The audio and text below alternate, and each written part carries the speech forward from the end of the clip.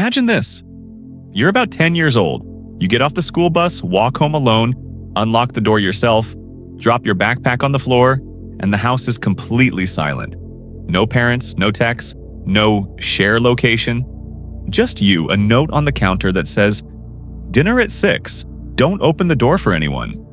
If you're Gen X, your nervous system just nodded in recognition. You learned early that the world wasn't going to hover over you. You figured things out because you had to. You burned a few frozen dinners, got lost on your bike more than once, and survived childhood without a helmet, a hotline, or a hashtag. And somehow, you're fine. More than fine, actually. But here's the twist. Despite all that toughness, all that adaptability, Gen X is constantly skipped over. Boomers get blamed. Millennials get analyzed. Gen Z gets headlines. And Gen X? Forgotten. Invisible. But what if being overlooked is exactly what made you powerful? What if the quiet way you move through the world is actually your secret advantage? Stay with me, because once you see how Gen X psychology really works, you'll never see yourself the same way again.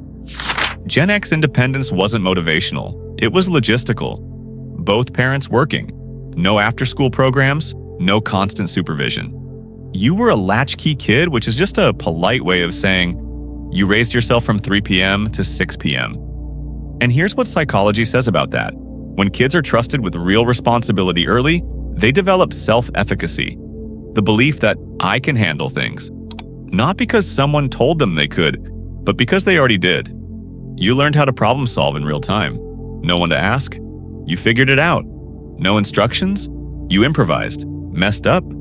You adjusted and moved on. That's why Gen X adults don't panic easily. Your brain was trained on autonomy, not reassurance. You don't need permission to act. You don't need applause to continue. You trust yourself because you've always had to. Imagine growing up knowing, if I don't handle this, no one will. That doesn't create anxiety. It creates competence. So when people call Gen X independent to a fault, what they're really seeing is a generation that learned early. I've got this. Gen X didn't grow up believing authority was always right. You grew up watching Vietnam unfold on television, Watergate, political lies exposed, corporations downsizing without warning. The message was clear. Question everything. Psychologically, this created a generation high in critical thinking and low in blind trust. You don't take claims at face value. You look for motives. You read between the lines. That's why Gen X humor is so dry, so sarcastic, so perfectly timed. Humor became a way to process disappointment without collapsing under it. Ever notice how Gen X reacts to hype with a raised eyebrow, a half smirk, and a quiet, "Yeah, we'll see"? That skepticism isn't negativity. It's cognitive resilience. It protects you from manipulation. It helps you spot nonsense quickly. And in today's world of algorithms, outrage bait, and misinformation, that skill is priceless. You don't need to believe everything to stay hopeful. You just need to see clearly. And Gen X, you see very clearly. Gen X didn't grow up with participation trophies. You grew up with try harder, or worse, nothing at all. Jobs weren't guaranteed. Companies weren't loyal.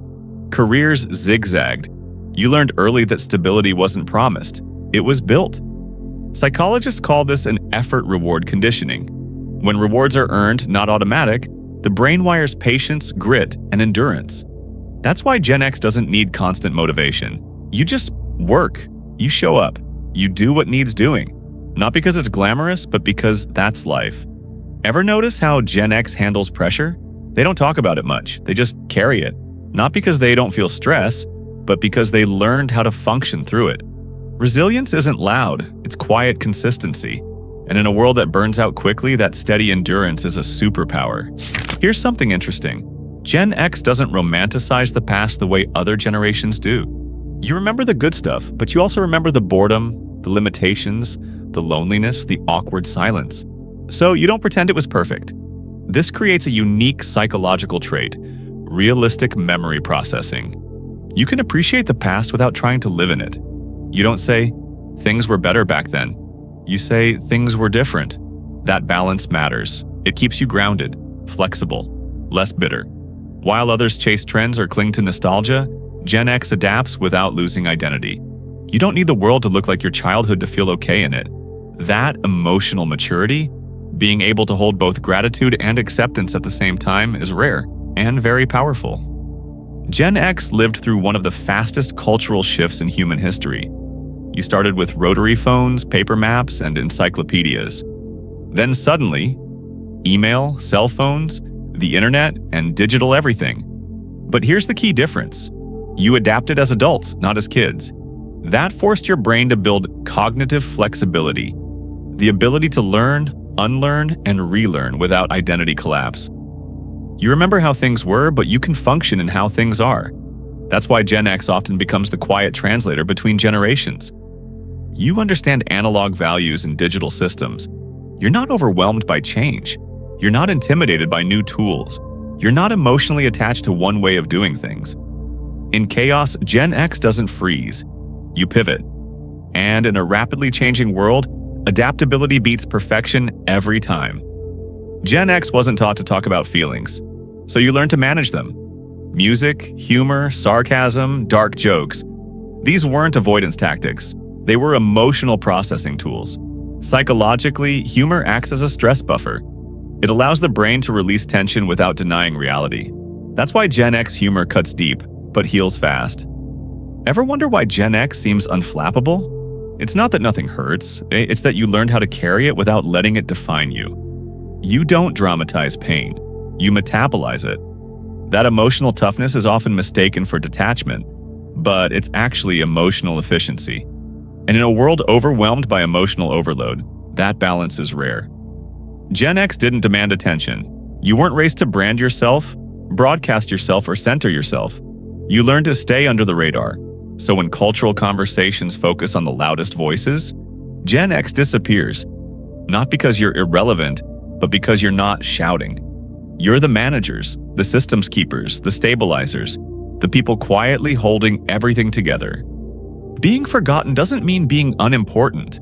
It often means being essential. And here's the irony. The generation that feels overlooked is often the one doing the most invisible work. In today's world, unstable, fast-moving, overloaded, Gen X traits are suddenly invaluable. Self-reliance, critical thinking, emotional regulation, adaptability without identity loss. These aren't outdated skills, they're future-proof ones. Gen X doesn't panic at uncertainty. You've lived in it. You don't need constant validation. You don't need the spotlight. You know who you are without an audience. And that quiet confidence? That's leadership energy. The future doesn't need more noise. It needs steady hands. And Gen X has always had those.